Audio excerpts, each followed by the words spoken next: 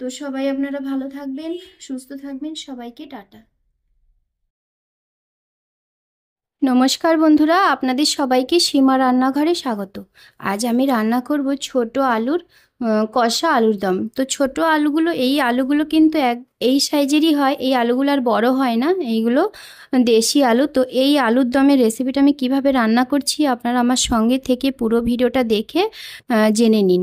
আর যারা আমার চ্যানেলটা প্রথম দেখছেন তারা অবশ্যই একটা সাবস্ক্রাইব করে দিন, পাশে বেল আইকনটি ক্লিক করে দিন, যাতে করে প্রতিদিন যে আমি ভিডিওগুলো ছাড়ছি সেই ভিডিওগুলো সবার প্রথমে আপনাদের কাছে পৌঁছে যায়। আর যদি আমার এই ভিডিওটা ভালো লাগে তাহলে একটা লাইক করবেন, শেয়ার করবেন, কমেন্ট করে জানাবেন কেমন হয়েছে। তো চলুন, এই যে আলুগুলো প্রথমে আমি সেদ্ধ বসিয়ে দিই। সেদ্ধ করে তারপরে কিভাবে আমি রান্না করব স্টেপ বাই স্টেপ আপনারা আমার সঙ্গে থেকে দেখে নিন। নমস্কার বন্ধুরা, আপনাদের সবাইকে সীমা রান্নাঘরে স্বাগত। আজ আমি রান্না করব ছোট আলুর দম কষা। তো ছোট আলুর দম, ছোট আলুর দিয়ে যে কষা আলুর দমের রেসিপিটা আমি রান্না করব, তো তার জন্য আমি এখানে দেখুন নিয়ে নিয়েছি 1 কিলো পরিমাণ আলু। তো এই আলুগুলো কিন্তু এই সাইজেরই হয়, এই ছোট্ট ছোট্ট হয়। এইগুলো নাম হলো দেশি আলু। তো এইগুলো এর থেকে বড় হয় না। তো আমি এই রেসিপিটা কিভাবে রান্না করছি আর এতে কি কি উপকরণ আমি ব্যবহার করছি আপনারা আমার সঙ্গে থেকে পুরো ভিডিওটা দেখে জেনে নিন। আর তো আমার এই রেসিপিটা যদি আপনাদের ভালো লাগে তাহলে একটা লাইক করবেন, শেয়ার করবেন, কমেন্ট করে জানাবেন কেমন হয়েছে। আর যারা আমার চ্যানেলটা নতুন দেখছেন তারা অবশ্যই একটা সাবস্ক্রাইব করবেন, পাশে বেল আইকনটি ক্লিক করবেন, যাতে করে প্রতিদিন যে আমি ভিডিওগুলো ছাড়ছি সেই ভিডিওগুলো সবার প্রথমে আপনাদের কাছে পৌঁছে যায়। তো চলুন, এই আলুগুলোকে প্রথমে আমি সেদ্ধ করে নিই, তারপরে স্টেপ বাই স্টেপ আপনাদের দেখাবো, আপনারা আমার সঙ্গে থেকে পুরো ভিডিওটা দেখবেন। তো দেখুন, আলুগুলোকে আমি সেদ্ধ করে নিয়েছি। সেদ্ধ করে গরম জলটা ফেলে আমি একটু ঠান্ডা জলে ভিজিয়ে নিয়েছি। যেহেতু আমি গরম জলটা থাকা অবস্থাতে আমি খোসাগুলো ছাড়াতে পারবো না, সেই জন্য গরম জলটা ফেলে দিয়ে আমি ঠান্ডা জলটা ভিজিয়ে নিয়েছি। তো এই যে আমি আলুগুলো সেদ্ধ করে নিয়েছি, এই আলুগুলো কিন্তু খুব সুন্দরভাবেই সেদ্ধ করেছি। এই আলুগুলো যতই সেদ্ধ করি না কেন, এই আলুগুলো কিন্তু গলে যাবে না, এইরকম শক্ত শক্ত ভাব হয়ে থাকবে। অথচ দেখুন কত সুন্দর সেদ্ধ হয়ে গেছে না, এইরকম সেদ্ধ হয়েছে, কিন্তু আলুগুলো গোটা অবস্থাতেই থাকবে। তো এই আলুগুলোকে আমি প্রত্যেকটা আলুগুলোকে ছাড়িয়ে রেডি করে নিই, তারপরে আমি আপনাদের আবার দেখাবো। এই আলুগুলো কিন্তু খেতে ভীষণ টেস্টি হয়, জানেন তো, ভীষণ ভীষণ টেস্টি হয়। যে একবার খেয়েছে সেই বুঝতে পেরেছে এই আলুগুলো কতটা টেস্টি। এই আলুগুলোকে যেমন আলুর দম রান্না করে খাওয়া যায়, আলুর পাতলা ঝোল করেও খাওয়া যায়, আবার মাছ দিয়েও রান্না করে খাওয়া যায়, আবার আলু সেদ্ধ করে আলুর ভর্তা করেও খাওয়া যায়, সব কিছুভাবেই খাওয়া যায়। খেতে কিন্তু ভীষণই টেস্টি। যেই রেসিপিটাই বানাবেন না কেন সেই রেসিপিটাই কিন্তু ভালো হবে খেতে। এটা নষ্ট হয়ে গেছে, এটা নেব না।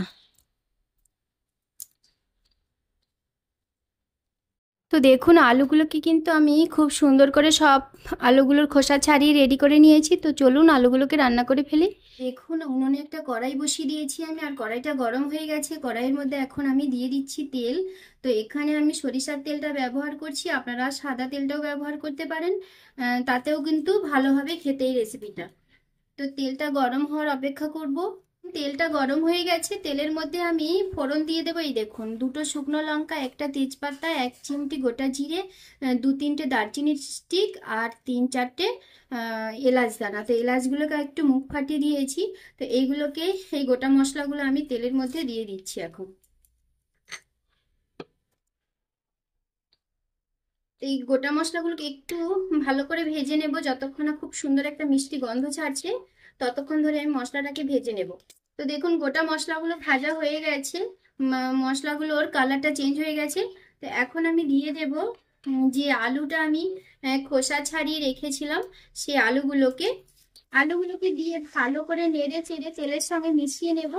আলুগুলোকে আমি তেলের সঙ্গে ভালো করে একটু নেড়ে চেড়ে মিশিয়ে নিয়েছি। এখন আমি দিয়ে দেব নুন। তো নুনটা স্বাদ মতো দেব। নুনটা আমি দিয়ে দিয়েছি স্বাদ মতো। এখন দিয়ে দেব পরিমাণ মতো হলুদের গুঁড়ো। হলুদের গুঁড়ো দিয়ে দিয়েছি। দিয়ে দেব কাশ্মীরি লঙ্কার গুঁড়ো। তো এখানে আমি কাশ্মীরি লঙ্কার গুঁড়োটা ব্যবহার করছি কালারের জন্য। আপনারা চাইলে ঝাল লঙ্কার গুঁড়োটাও ব্যবহার করতে পারেন, তাতেও কিন্তু ভালো হবে খেতে। যদি আপনারা আলুর দমটা একটু ঝাল ঝাল করতে চান তাহলে কিন্তু ঝাল লঙ্কার গুঁড়োটা ব্যবহার করতে পারেন। যেহেতু আমি খুব একটা ঝাল দেবো না রেসিপিটাতে, সেই জন্যই আমি কাশ্মীরি লঙ্কার গুঁড়োটা ব্যবহার করছি। আর এখানে দিয়ে দেবো আমি আদা বাটা। এখানে আমি 1 ইঞ্চি আদাকে বেটে নিয়েছিলাম, সেই আদা বাটাটা দিয়ে দিয়েছি।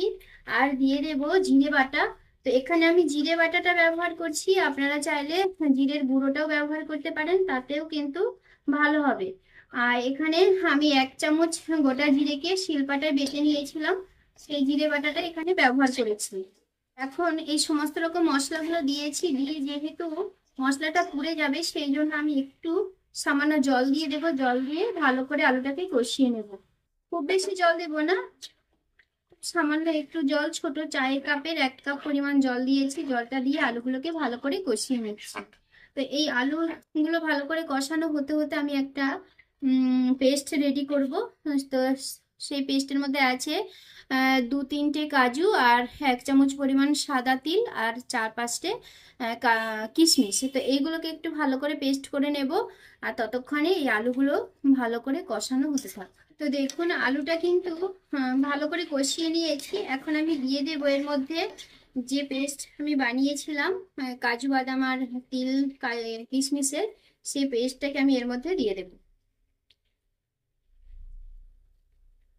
দিয়ে আমি আরো একটু ভালো করে কষিয়ে নেব আলুটাকে।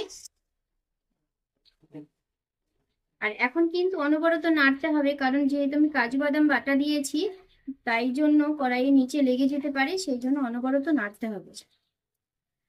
আর মিক্সির বাটিটা ধুয়ে আমি সামান্য একটু জল দেবো এর মধ্যে। মিক্সির বাটিটা ধুয়ে জল দিচ্ছি আমি, খুব সামান্য জল দিয়েছি, বেশি জল দিইনি। এই জলটা দিয়ে আমি আলুটাকে আরো ভালো করে কষিয়ে নেব। এখন আলুটাকে কিন্তু খুব সুন্দরভাবে কষিয়ে নিয়েছি আমি। আর দেখুন কালারটা কত সুন্দর হয়েছে, দেখতে কিন্তু দারুণ হয়েছে, খেতেও কিন্তু ভীষণ টেস্টি হয় জানেন তো।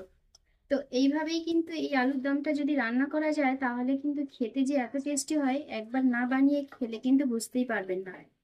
তো এখন দেখুন কষানো হয়ে গেছে। এখন আমি দিয়ে দেব সামান্য একটু গরুর দুধ। এখানে আমি গরুর দুধ নিয়েছি 1 কাপ পরিমাণ। তো এই দুধটা আমি দিয়ে দিচ্ছি। দিয়ে আলুটাকে আরো একটু ভালো করে নেড়ে চেড়ে মিশিয়ে নেব। আমি আর এতে কোনো জল ব্যবহার করব না এই রেসিপিটা রান্না করতে, এতেই কিন্তু রান্না হয়ে যাবে খুব সুন্দরভাবে। আর গ্যাসের ফ্লেমটা এখন আমি একদম লো করে দেব। গ্যাসের ফ্লেমটা লো করে দিয়ে আমি 10 মিনিট রান্না করব। 10 মিনিট পরে কেমন হয়েছে রেসিপিটা, এই দেখুন আলুগুলো কত সুন্দর গোটা গোটা অবস্থাতেই রয়েছে। আলুগুলো কিন্তু গলে যাবে না, আমি আগেই আপনাদের বলেছিলাম। আর গলে যাবে না, অথচ খুব সুন্দরভাবে কিন্তু সেদ্ধ হয়েছে, একদম নরম হয়ে সেদ্ধ হয়েছে। এই যে দেখুন তো হয়ে গেছে আমার রেসিপিটা। তো আপনাদের কেমন লাগলো আমার এই রেসিপিটা, তো সেটা কমেন্ট করে জানাবেন। যদি ভালো লাগে তাহলে লাইক করবেন, শেয়ার করবেন। যারা আমার চ্যানেলটা নতুন দেখছেন তারা অবশ্যই একটা সাবস্ক্রাইব করবেন, পাশে বেল আইকনটি ক্লিক করবেন, যাতে করে প্রতিদিন যে আমি ভিডিওগুলো ছাড়ছি সেই ভিডিওগুলো সবার প্রথমে আপনাদের কাছে পৌঁছে যায়। তো দেখুন রেসিপিটা হয়ে গেছে, নামিয়ে দেবো। নামিয়ে দেওয়ার আগে আমি দিয়ে দিয়েছি সামান্য একটু গরম মশলার গুঁড়ো। তো আপনারা গরম মশলাটা শিলপাটায় বেটেও দিতে পারেন, আবার ধনিয়া পাতা কুচি করেও দিতে পারেন। আমি ধনিয়া পাতাটা দিলাম না, আপনারা দিলে দিতে পারেন, তাতেও কিন্তু ভালো লাগবে। তো এই রেসিপিটা কিন্তু গরম ভাত, রুটি, পরোটা সব কিছুর সঙ্গেই ভালো লাগবে খেতে। তো আপনারা অতি অবশ্যই একদিন বাড়িতে এইভাবে আলুর দম রান্না করবেন, রান্না করে খাবেন। তো সবাই আপনারা ভালো থাকবেন, সুস্থ থাকবেন, সবাইকে টাটা।